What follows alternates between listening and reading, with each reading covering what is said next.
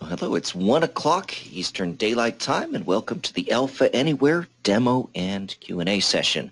I'm Dave McCormick from Alpha Software, and I'm pleased to present our lead solution engineer, Dion McCormick, who's coming to you from Austin, Texas today.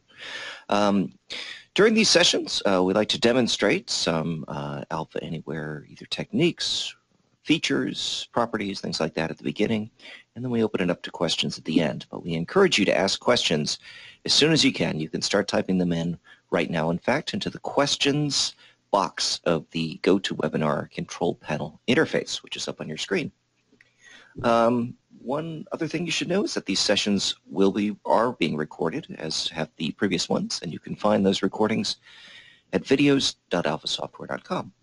So let's get started. Hello, Dion. Are you there? Yes, I am. How are you doing today, Dave? I'm doing great. Let me pass you over. Presenter controls. Okay. Awesome.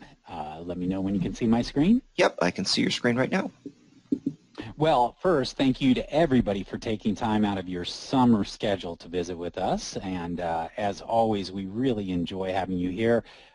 We're doing this to make sure that you get the support and you achieve the goals that you have. And one thing that helps us out on that is that if you can ask us questions, so you'll notice in your GoToWebinar control panel, there's a questions area. Please enter those questions. We love questions. We love trying to answer them. We love answering them. And if we can't answer them in here, we'll find the information you need and get that out there. My name is Dion McCormick. I'm the lead solutions engineer. And we have a quick demonstration scheduled for today. It's actually a follow-on to our discussions about containers. And then also we'll then open it up for Q&A and for people who have questions for us. So get those in. Dave will be monitoring that. And we'll get those online so we can address those and talk about them. And again, you can always send those questions ahead of time if you want us to be better prepared at guides, that's G-U-I-D-E-S at alphasoftware.com. So I want to say thank you to everybody. For people who are new, we welcome you, and for the experienced ones, let's see what we can do to help you out, keep you moving. People are doing amazing things with Alpha, with the development platform. We're very excited about what's going on, and it just continues every day to see new and inventive and creative ways to do it. So what I'd like to do is kind of continue our discussion from last time. So I'm going to jump over here into our Alpha Anywhere development environment. Dave, is that still coming through okay? Yes, okay? It sure is. Good. Okay, just want to make sure we don't have any problems here. So as we were talking about before, and let me jump over here real quick, we were talking about containers. Containers are a very powerful concept within Alpha, and it started fairly simple from the standpoint of it did one thing. It allowed you to group controls together into a specific area to help you format the screen. But over time, containers have grown in their capabilities and their ability for you to create very, very powerful solutions. So if we have our webinar recording, so if you want to go back and kind of trace our steps, go back and check out the first 15 minutes of each of those. But start out with basically containers that were used to do groupings. So it was allowed you to do groupings on the screen. You could basically put things underneath each other or side by side or stuff like that, and that worked out really good.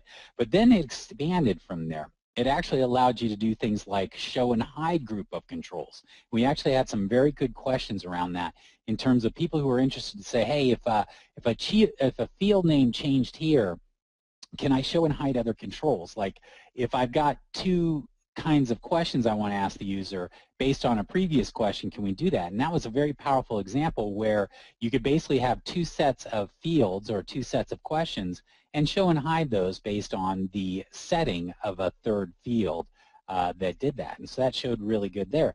And then we expanded on top of it, and I'll go ahead and pick up where we left off there, is basically we have the ability for containers to do something very interesting. So I can click Show Window, and you'll notice that a container now opens up as a floating window on top of my existing. So containers now actually have even more important and cool capabilities in terms of the ability to show a window that can be either modal. So if you'll notice, I can continue to work on the background. also at the same time, if I want to, I can have them modeless, so I can have that open, and I could have more than one window open. And then if I'm done with it, I can close the window or show the window as needed. Notice it remembers its location. So essentially, I can kind of create a desktop metaphor in the web browser, and it works really nicely. It's very powerful. So you can have a situation where someone's working on some data, and then they want to pop up and look at, say, some other data in the system, and that works really well. And that's just one form of Windows. So what I'd like to cover in the next few minutes or so is show you a few other cool things that Windows can do, which are very neat and actually are a little bit more related into the mobile platform area. So to go over it again real quick is that when you create a container, you basically, on your development system, you go to the container section and you add a container. And when you add that container, you now have a whole bunch of different types of containers that are available. So we picked previously the none, which is like the hidden container, and we've talked about the window container. But I want to show you a couple of these type of containers there. But just what happens is when you select that type of container, it inserts it on the user interface. So you'll notice I have this container right here. That's our regular plain vanilla container, and that's used just to group and hide things together. So I've got container 1 and container 2. But then I have this other type of container called a window container, and you'll notice two things. One is that it has a different naming convention. Instead of container, it says window. That's a visual indicator to help you out. The other thing it does is it color codes it, so visually you can quickly, once you have a bunch of controls in this bad boy, you're going to want to be able to quickly say, oh, where's my window? And with visual color, you can find those things very, very quickly there. So as you add these different types of containers, they have now added some color coding, so it looks a little pretty good from there. Now this was a window type, so I'm going to click on the window, and the neat thing about that is that windows are kind of cool from the standpoint of we have a button here to show the window. So let me go back real quick and show you this. So we have a button here, we click show window, and it opens up this draggable window. And in this button right here, we have a simple piece of action JavaScript, and this is how we add behavior to our user interface. So I've selected the button control here, and then over right here on the properties, we have the click event. So I click on there, and you'll notice I have a very simple command. It says show container window. And when I double click on that, it just asks me which one of my containers do I want to show. And in my case, window 3. So you'll know there's nothing about how it's going to show it, where it's going to show it, what style it is. All I'm doing is saying there, because the style information is associated with the container, not the tool that launches it, or not the action JavaScript that launches it. So in my window, I click here, and you'll notice over here on my properties, I have something here called window properties. And what window properties is where I define the style. And we walked through this in a little more detail last week, or last time on that. But for instance, I can tell it whether I want it to be modal, modeless, or a drop-down window, which is drop-downs are really nice for user interfaces. I can also specify other things of like where the position is, window height. I can actually add my own buttons here. And if I want, I can add animation. So the idea, and I wanted to get across, is that when you set up a container of type window, you use the window properties to actually define how it looks on the screen and how it operates on the screen. So very, very powerful from that standpoint there. So that kind of catches us up where we were last time, but I want to now talk a little bit more about containers and in terms of what they do in the mobile platform. So I'm going to get started on that today, lay a little bit of the groundwork here, but then next week we'll wrap it up with the final pieces there. So with that in mind, what I want to do is I'm going to create a new UX component. And for people who are new to us, the UX component is your form. That's where we've been in here. So I'm going to go back to my Web Projects control panel, to my Web Components, and I'm going to click the New button up in the left-hand corner, and I'm going to select Web Component. As you can see, I have a very wide range of different components that are available. I'm going to select UX, click Next. Now, I have a whole bunch of pre-made templates which I could use, but I'm going to go ahead and just kind of create this from scratch so I can walk you through it. But these are great to get started because they already have set up containers and how they work, etc. very, very powerful from that standpoint, and I'll show you on that there. But I'm going to go ahead and start with a blank container here, so a blank UX here. So I'm going to save this. I'm going to call it container, mobile, and then UX. For UX is the style of what it is. Okay, so I'll go to my controls. And for this, I'm just going to go ahead and add, first thing I'm going to do is I want to go ahead and we're going to mix and match panels and containers in this situation because we're building a mobile interface. And so I'm going to do something very quick. I'm going to create a panel navigator. And panels are just even more special type. And then I'm going to create a panel card here and a panel card here. Okay. And basically the idea behind this, these panel cards, even though they're not under the container area, are a special type of container because they hold other controls. So in panel card number 1, I'm going to go ahead and put in static text. And I'll say panel card number 1. And in panel card number 2, I'm also going to put a piece of static text. And I'll go panel card number 2. Okay, so I've got my 2 panels here. And again, panels are just like containers on steroids. So if I go into my live preview here, you're going to see first, oh, you know what we'll do is let's enable our mobile simulator so we can see what it looks like in a mobile environment. That's this button up here for people who are new. If you save this, then it doesn't put like it doesn't show you what it looks like on a mobile device. If I click here, then the preview mode will look like a mobile device. Will make more sense. Okay. So you'll notice that the only thing we see is that text. So that panel card and the panel navigator are hidden controls. But you'll notice that I have 2 panel cards. Panel card number 1 and panel card number 2. And this shifting back and forth is completely handled by the panel navigator. So people who are new to this, we have something called a panel navigator, which I like to call a traffic cop, who's in charge of showing and hiding the user what they want to see. And then I have panel card number 1 and panel card number 2. And therefore, when I start it, it's only going to show me panel card number 1, but then I can use my swipe gesture to show panel card number 2. And let's go ahead and show you what that looks like right here. So again, it's showing panel card number 1, just the contents of that. And now if I use my swipe gesture, I can go to panel card number 2 or swipe back to go panel card number 1. And you'll notice there's no coding.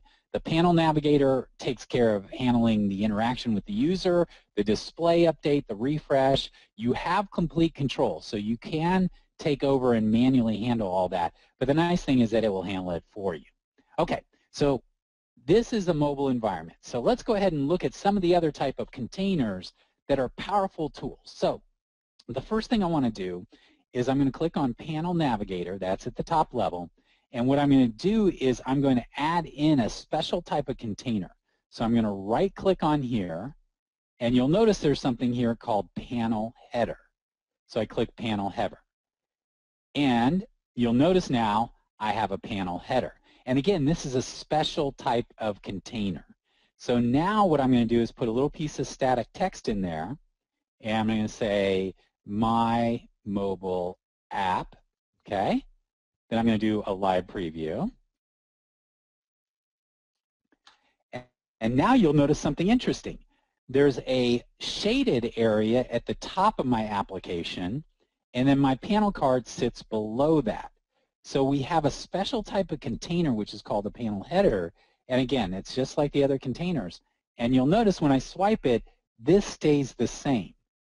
So you'll notice I go back and forth, but this stays in the place. And the reason why is I put the panel header under the panel navigator, and the panel navigator encompasses all panel cards. So when this panel navigator is shown, this header is always going to be at the top, and then it swaps the information out there. And the cool thing about that is it's handling that for you. So the neat thing is I can also go down here, and what I'm going to do is I'm going to go ahead and I'm going to right-click on here, and I'm going to put a panel footer. So from the headers at the top, a footer's at the bottom, and now we have a footer down here, and I'll put some static text in here. Buttons go here. Okay. So now I can go in and look at my interface here, and I've got those special type of containers or I put panel header up top here, and now notice here I've got this, and again, the panel cards kind of operate within there, and it handles all that for you. And this is why I include this in the containers. These are just special type of containers that are handled there. Now, obviously, when you're working on a phone, you don't want to kill a lot of your location here. So next week we'll talk a little bit more about how we can create a little bit better representation to do that. But I wanted to get across the idea that containers are invisible things. So you don't actually see the panel header itself. You see the contents of it, but this panel header is doing the work of saying, where should I display this content and how should I display this content? In this case, on the panel navigator. Same thing with a panel footer, is it's hidden. You don't actually see the panel footer thing, but behind the scenes it's saying, oh, I want to take this content and I want to render it at the bottom of every page. And the neat thing about this is fully responsive. So when I'm at my live preview here, containers dynamically resize themselves. So if I go to, like, let's say an iPad 4 horizontal, you'll notice that it automatically extended the header and the footer for me. So I don't have to do that. And it's extending the amount of space that's available for my panel cards, and that's called responsive layout. So the idea is I can create one sort of structure, layout, and have it operate in different environments with nothing that I have to do to make that happen. It does all the math, all the adjustments, everything for me that goes along with that. Now, I did this kind of the hard way. This is what I would like you to do if you want to play with this, is go back into your Web Projects control panel, click New, and again, you select Web Component, select UX, because we're creating a UX form, and select Mobile App Framework Panel Navigator with tab buttons. And the reason I want you to do that is after you do that, you'll notice that it's already created the panel navigators, it's already created the panel cards, and it's already created what's called a panel footer with a set of buttons. So when I run this now, you will see that I've got my layout of my panel card here, and then I have my different buttons down below that handles it from that standpoint. So the cool thing about that is that you can kind of use this as a starting point and then just start playing, move things around, adjust it, add headers, add footers, things along those lines, and from that standpoint. But what I wanted to really get across today was the fact that containers are invisible things. They have really powerful capabilities, and I'm going to show you even a little bit more about that next time. Panel cards are, they're termed differently, but they're really the same thing. They're just containers that hold content that then, in the case of a panel navigator, handles all that interaction for you. A panel card, in that case, holds the actual content. And then things like panel footers and headers allow you to invisibly show, or basically it's an invisible control that shows things on there. So really think of containers and panels as kind of cousins, really close, or older and younger siblings, because containers are simple, but they've gotten there. And there's a whole bunch of other ones. I'm going to show you a couple more demos next week, but I don't want to spend too much more time on this because we really want to get to your questions there. So if you have any questions on what I've shown you today, but learn containers, kind of play with them, make a container thing, add some other containers, like let me throw another container in here. So I'm going to go down here to container, and let's just put, let's just say another, let's create another window. So you can just take this down here, create a container, put a window in there, and then you can go into here and go into window properties and play with all those Windows properties. And remember, to show this window so it's invisible, just create a button and use the show container window action JavaScript to show that window. And after you play with it for a while, you'll really start getting a good feel for how it goes. So and I'm going to show you a little bit more about some of the cool ways you can do it versus Windows, which are kind of pop-up entities. You can have more Web 2.0 kind of interfaces, and I'll show you an example of that next week. So containers are your friends. They're used to group controls, hide and show groups of controls. They're also able to do things like windows and panels, pop out panels. They also have their big brothers, which are called panel panels and panel navigators, which again are invisible, which allow you to build very dynamic user interfaces to kind of control what content the user is seeing. And all of that is controllable from your programmatically. So you can either use the built-in tools or you can write a little JavaScript yourself to make everything happen the way you want to. More of these are coming, and we've actually, the whole next generation is built on this same concept. So you really want to make sure you understand containers and how they work and play with them. Don't be scared. Go ahead and just add them and see how they work. Read the documentation. You're going to really enjoy using those. So with that, I'm going to kind of put a hold on this at this moment. We'll take it up again next week because I want to show you a couple type of special panels I want to show you a couple special type of containers and a special type of panel which you'll use very heavily in regards to mobile interfaces at that point in time. With that, I'm going to turn it back over to Dave. And Dave, if you want to look at those fabulous questions that are just waiting for us to look at. Not so fabulous, Dion. I don't see a single question. I can't believe there's dozens of people here and no one has a single question about Alpha Anywhere today. I know. Is our system broke or something like that? Do I have to start naming names? Do I just need to call people? It'll be like in high school. We're like, okay, well, we have your names, exactly. Mr. Corder, Mr. George Corder, we're going to have to require you to stand up and give no. George, we appreciate you joining us. And I picked you at random, so don't get mad or anything like that. We appreciate you coming here today. But I'm going to start naming names. That's how it's going to That's how it's going to go. So. or like I said, we can go home early. That's fine too. But seriously, any questions you have whatsoever about? Exactly. I know. Finally, Boston's got nice. It's not super chilly there anymore. Yeah, it's hot. It's great. It's real summer. It's arrived. Well, do any of you guys have questions over containers? Since we're kind of talking about that, or panels? Anything that I did right here that was a little too fast or too confusing or didn't make much sense? I mean, your input is super valuable for us, so I really appreciate it there. All right, so finally, twist some arms. You got a couple of questions, yeah. Let's start with Vaughn, who asks, what does the mobile layout look like in the web interface? Okay. Here's the deal. When you select this, mobile, it is only going to do the rendering when you're doing live preview or working preview. So this is a development tool. So therefore, when you do this, let me go back here and show you exactly. Okay, so I built this here as a mobile interface. So I selected mobile because when I do my live preview, I want to see it kind of inside of a device. So I can see kind of what it's going to look like in the mobile site. Now the reality is this is just a artificial construct for me to envision. If I go back in here and say this, the same HTML, CSS, JavaScript is going out there, but you'll notice that, and let me go into live preview so it's easier to see.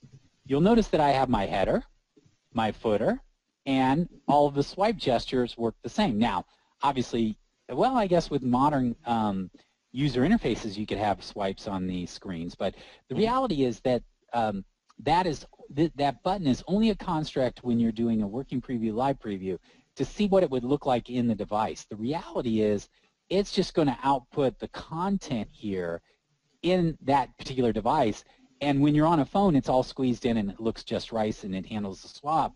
When you're in say a browser, if I just open this up in my web browser real quick, it's going to look terrible. You're going to see it's just kind of boring, but this is important, and I appreciate you asking that question.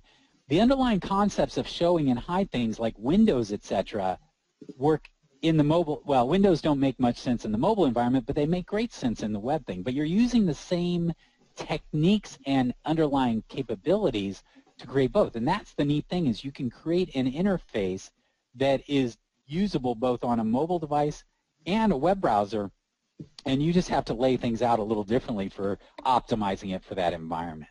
So it's pretty straightforward there. Great. So I hope I've answered your question, but this little button here is just an artificial construct to kind of allow you in live preview and work preview to see what it's going to look like and act like on a mobile device.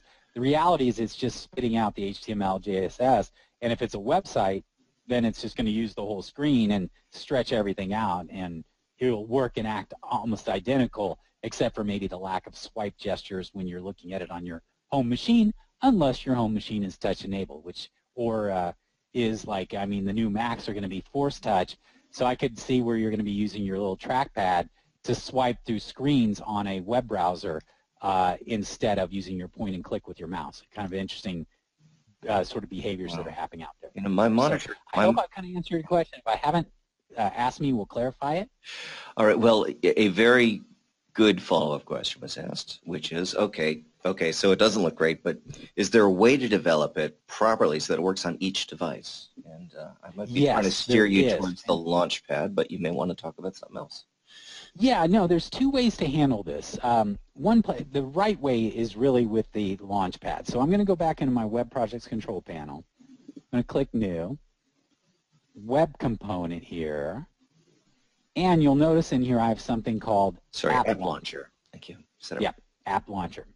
And so I'm going to go ahead and select that. Now what App Launcher does, and there's a great video if you want to go ahead and, there's actually a great YouTube video on that. If Dave, you want to look that up and put it into the, yeah, I'll go find it. It'll do much better justice. But the idea behind the App Launcher is that think of it as like the Uber traffic cop, is that basically when you launch into here, when you set this as your first component that the person's going to interact with, so their launch page. And then on the startup component, you can set rules that says if it's this, like if the client is an iPhone, then select the UX, this UX control. So let's say you've created two UX controls forms, one that's oriented towards mobile and the other one that's oriented towards the web browser. You can actually detect what kind of system you're on and tell it, oh, go ahead and launch this UX versus this UX. Now that's where you've separated the two together.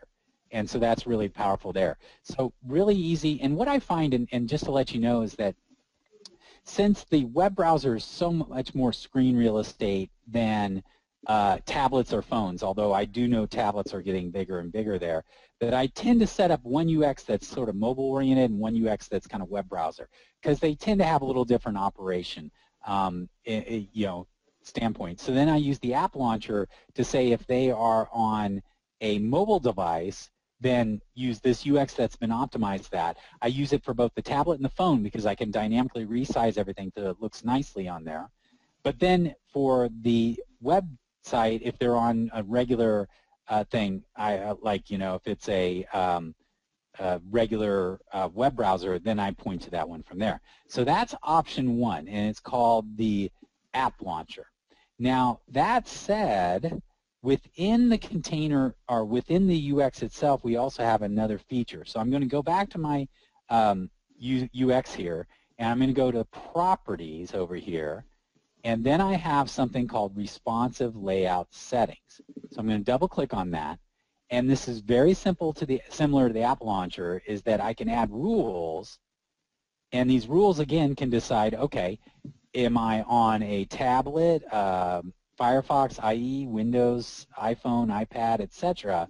And based on that, I can then, so I'll go ahead and say, like, is a tablet there? Tablet, okay. And now what I can do is say for that, I can add an action where, for instance, I can say, I could modify some properties, or the one that's really powerful is JavaScript, where I can say, go to this panel. So like, for instance, I could have a panel or a panel navigator on there that handles everything for mobile, and a panel navigator that handles everything, because you can have two of those in there. And then you can use JavaScript to say, oh, you're on a mobile device. Okay, go to this one because all the controls inside there have been optimized for a mobile device. Oh, you're going to be on a regular desktop browser. Then go ahead and use this. And this JavaScript is pretty straightforward. Is basically, as you've seen before, I can create action JavaScript to say panel navigate. I can do anything. I mean, I basically fire this JavaScript and I allow it to do a whole bunch of different little adjustments and things like that using our familiar action JavaScript, which makes it a point-and-click kind of exercise. So the two ways to handle this are through either the App Launcher or in your actual UX. If you just want to keep it to one UX, you can go into to Properties, Responsive Layout Settings, add a rule and then insert the different behaviors. You can even switch things based on landscape and portrait, which is really cool. So if the person moves their phone, you can actually fire off some JavaScript that relays out the screen that optimizes it for a vertical versus a horizontal or landscape versus a portrait operation there. And then once you've got that rule, you can add the action JavaScript and I can edit that there. Or let me delete that. Let me add that action. And then, where'd it go? Okay, and then in there I can put my action JavaScript in there to run that JavaScript action. It's pretty straightforward there. So those are the two ways you would handle it. One is kind of like a meta, like high level where you start on the application, and that's like if you're going to have different UXs for different environments. The other is that if you want to have everything in one UX and just have it kind of dynamically reconfigure itself based on the environment it's in, that's what the responsive layout Genie does for this particular UX. So those are your two options, and they work really well. They're built into it. The user will never see it. It's going to be all behind the scenes and super fast. So they'll just launch it, and then all of a sudden they'll be at a certain control and laid out correctly, and boom, all the heavy lifting has been done underneath the covers for the person. Excellent. So the two are the responsive design, and the other one is the app launcher. Are your two selections. And one, I believe the terminology on that is responsive design versus adaptive design. Where adaptive design, you have your own separate layout, and I think that that's a really good approach when you're doing something as different as a phone and a web interface, whereas responsive can just make tweaks and other changes based on that. Yeah, and that, building on that, is that what I've found often, and this will be different for each environment, but what I find often is that you'll have like two sets of users. You'll have your back office people who are sitting day in, day out on a web browser, on a desktop machine, maybe scheduling, things like that. And then out in the field, you'll have people who are doing field tasks that are more mobile-oriented. So often you have different sort of things you're doing on the interface versus one unified one. So adaptive design works really well there. Responsive is I've got a manager and and field people, and I kind of want to just tweak the interface. It's all on mobile. That's where responsive, or I've got to support both tablets and phones, so I need to be able to do both from that standpoint. Great. So one last thing on that, I did paste the app launcher video link into the chat section. So if you want to go to the chat section of the GoToWebinar interface, you can find the link to app launcher. I also pasted in a second link because we had a question for someone who was interested in a quick overview of IIS. IIS is a hard thing to do a quick overview of, but we did recently create a short video which shows you in about 3 minutes sort of all the different features and why you would want to use it in your application.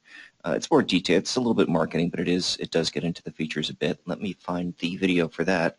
But there's also a technical overview documentation, and I have pasted that into the chat window, which you'll find. And if you're not yet part of the beta program for IIS and you would like to be, by all means send us an email to guides@alphasoftware.com. We'd be glad to have you.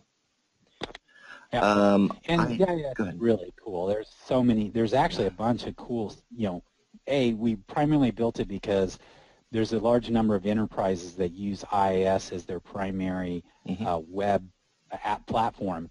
And for us to coexist nicely in there and make their IT staffs happy, we operate as a plug-in to that. But what's really cool is we're finding more and more IIS actually takes some of the heavy lifting off of the app server, so it actually improves the overall environment. So you get a second benefit of actually our app server operates even more efficiently and does a couple cool little sort of dog and pony tricks in that environment that it doesn't do on its own. So definitely a very cool technology. It serves pages considerably faster, for one thing. It has access to multiple application pools. You can run multiple applications, and if one crashes, it doesn't take the other one with it. It's constantly monitoring. You don't need a program like Always Up to make sure that the server gets restarted when, for example, you do maintenance on the server and reboot the server. There are quite a few other advantages as well. You can use LDAP for your repository of usernames and authorized users for your system. Quite a few. It is a little bit to set up, though. I'll warn you about that right now. But if you take a look at the documentation, that'll get you pointed in the right direction. And if you need help, you can certainly contact us about deployment issues for IIS. We're certainly very, very happy to help you out there.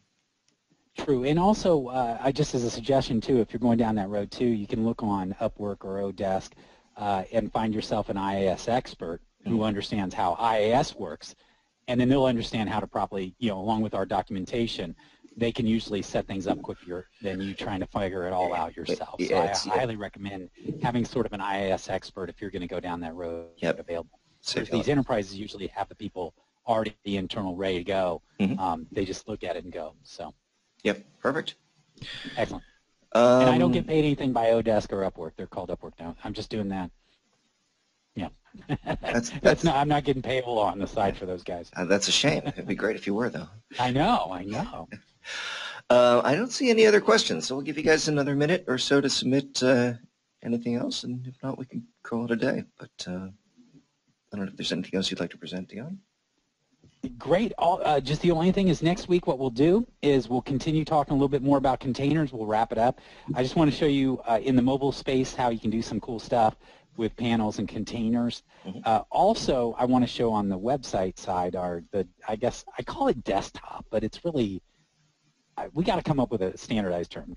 Desktop to me means an executable running on a machine. Mobile means tablet interface. What is that middle thing? What's that technical term? Desktop web is the phrase we go with here. And that does anybody seems out there to be the someone wants to throw in another term besides desktop web. That's what I've heard the most right now. So okay, so in the desktop web world, there's some cool little tricks you can do to simulate some of the cool Web 2.0. So I want to show you that. It's really slick. And so you can create these cool little pop-up messages and things like that. It's a lot of fun, and it's entertaining. So we'll do that next week. That we'll build on way. And then again, if you kind of caught us halfway through, Dave has put puts our weekly webinar on. If you want to tell them where that location is, videos.alphasoftware.com. That's our searchable database of videos. You could type in webinar. You type in just QA. Or you type in demo.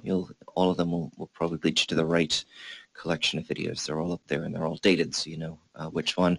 We haven't yet categorized them as to what topics we talk about during each one of those or what questions we've answered, but actually we've got someone who's going to go through them and do that, so we'll make it even easier to search for one that you're looking for.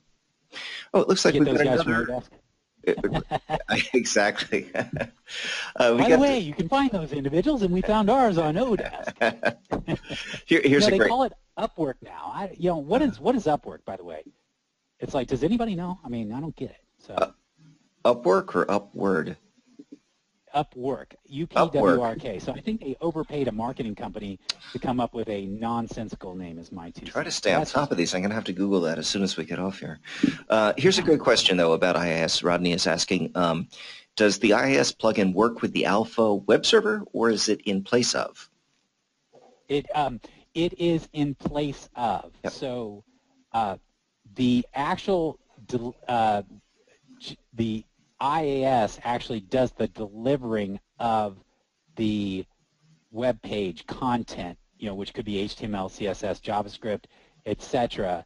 So therefore, that's where one of the speed benefits comes in. Is IIS is just a monster. It uses caching techniques and stuff that we haven't even thought of. So it turns into the app server now. Kind of gets rid of its little web page serving part, and that takes over by IIS. So now all the Alpha App Server has to do is become a little engine inside of there that generates takes the request, passed through IIS, generates, and then gives it back to IIS that then does the serving. So that's where some of the great benefits is that IIS is a much richer environment for doing that, for optimizing the redelivery of stuff back to the front end, to the actual person. Excellent. Here we have a really good suggestion from Vaughn here, who says that he recently went through setting up password recovery. And for those of you who don't know, there's a built-in security framework that comes with Alpha Anywhere. Part of that security framework is what we call the login component. That's where the person types in their username and their password. But there is an option on there for password recovery. So if somebody loses their password, they can click on a button and one of several things can happen, including they could be emailed out their password. So anyway, Vaughn writes in to say that he did password recovery. He got it working, but it was a bit of a challenge. And he thinks that a session on that would be useful for new users. And I completely agree with that. I think that would be a great session for us to work on. So I'm going to make a note of that, and we'll make sure we get that done. Awesome. That's great. Thank you very much, Vaughn. We really appreciate the input. I think that looks like it for questions. We'll give you, oh, here's another one. Great. Here's the question here, which said, if we use IIS with our A5W web pages, will it end with HTML instead of A5W? I don't know the exact answer, but I do know that IIS has a very, very cool feature built into it where it can do that conversion, and the user at the back end doesn't know. So it has this cool like mapping tool where it can actually map. So everybody thinks it's HTML, but the reality is it could be PHP, it could be A5W, it could be anything on the back end. So I think they have the ability to do that sort of suffix or prefix. No, that'd be a suffix. There's a mapping tool that allows you to do that. So the user never knows. They just think it's a bunch of HTML pages when the reality is that it's A5W or HTML or a mix of the two. Yeah. So that is handled by the that system. Right. I mean, under the covers, IIS first gets the page before the Alpha Anywhere plugin gets involved, and the Alpha Anywhere plugin only gets involved if it sees code in it that is XBasic code that the server needs to process. So that right, and so it knows how to do. There's some setup. Yep. No, go ahead. I'm sorry. Yeah, no, that's it. So you know, I imagine you're not limited to just that. I mean, if you want to get really fancy and put in Visual Basic Code or any of the other things that IIS supports, you could definitely do a mix of that. Here's a question. How about an IIS setup webinar that we can go through for complete setup and ask questions? That is an excellent, excellent question. I would love to see that myself. I would sign up. I would pay money to watch that webinar. How much? It looks like that's how much I'm excited. Great. So that course is on Dion. Actually, I will get our IIS developer on to do that. I started going through the process myself last week because I wanted to record it and basically show a streamlined way to do that. But yes, we will definitely do an IIS setup webinar. It's an excellent idea. And explain, we want IIS setup for dummies. Right. Yeah, well, for people who've never done it before, you know. Yeah, definitely like everyone's a dummy the first time. Yeah. Which is kind of cool. I mean, IIS comes pre-installed, and it's actually pretty easy to get IIS because it's all kind of built into the server. And actually, if you spin up a new virtual private server, it's usually got a lot of that stuff. But it's right there. It'd be good to know like. Well, how to configure it and how to get it to work with, for example, Web Deploy, which is a module that goes with the IIS server, which you will use actually to upload your applications directly to the server. You'll be bypassing our traditional publish method using the Web Deploy system. So there are a bunch of moving pieces to it, and I think a session would be great. Yeah, and just as kind of a neat note, the other real huge benefit for IIS is it can do a lot of the load balancing and things like that, so you can actually get a lot more performance, versus just having it run as its own situation.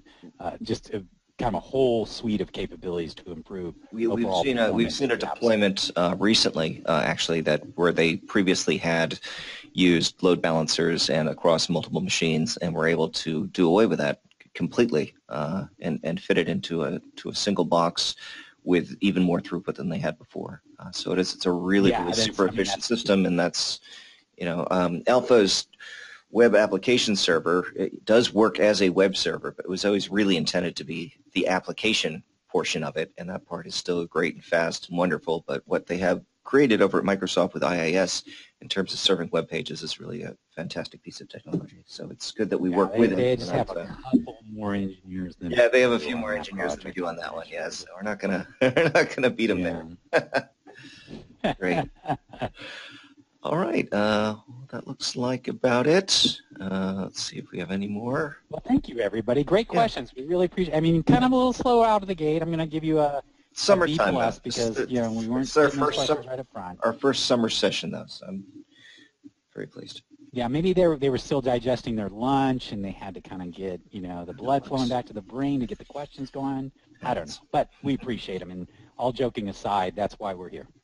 Thank you very much. Thanks for everyone who attended. Thank you for all your questions and your great ideas. Again, you'll find a copy of this at videos.alphasoftware.com. And we hope to see you at a future webinar. Take care. Goodbye.